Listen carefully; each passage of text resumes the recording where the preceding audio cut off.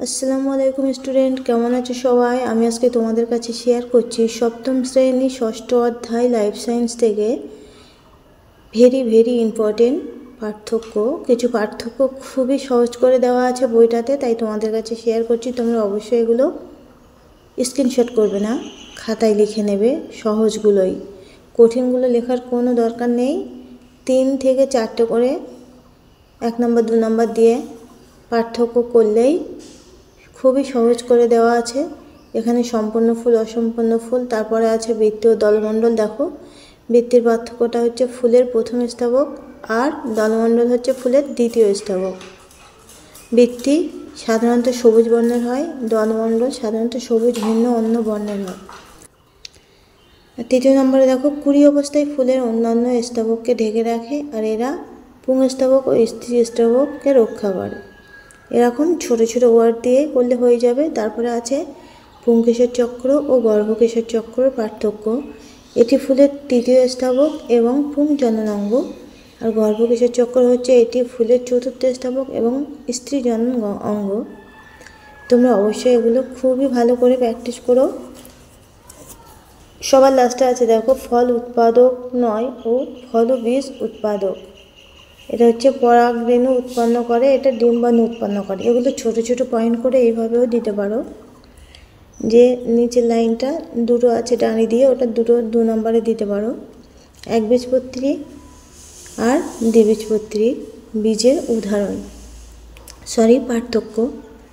তো একবীজপত্রী বীজে একটি মাত্র বীজ থাকে, দ্বিবীজপত্রী বীজে 2টি বীজপত্র থাকে। এগুলো খুবই সহজ, 1 থেকে 2 বার করে পড়লেই মুখস্থ হয়ে যাবে। তো আমি খুবই ইম্পর্টেন্ট দেখে পার্থক্য নিয়ে এসেছি।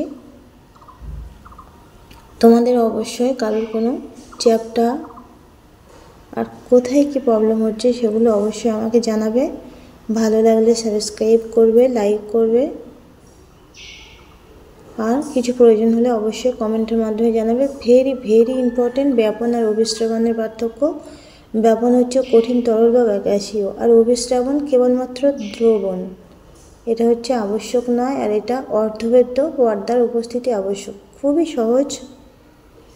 তারপরে দেখো কিছু সংজ্ঞা আর কাজ নিয়ে এসেছি। এখানে আছে ভ্রূণমূল ও ভ্রূণমুকুল কাকে বলে।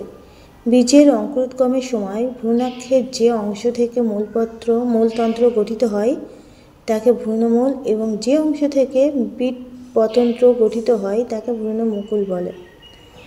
ভ্রূণমূল ও ভ্রূণমূলের কাজ কী, মুকুলের কাজ কী, মূল কাকে বলে, এগুলো খুবই গুরুত্বপূর্ণ। আমার ভিডিওটা অনেক বড় হয়ে যাবে, তাই জন্য আমি তাড়াতাড়ি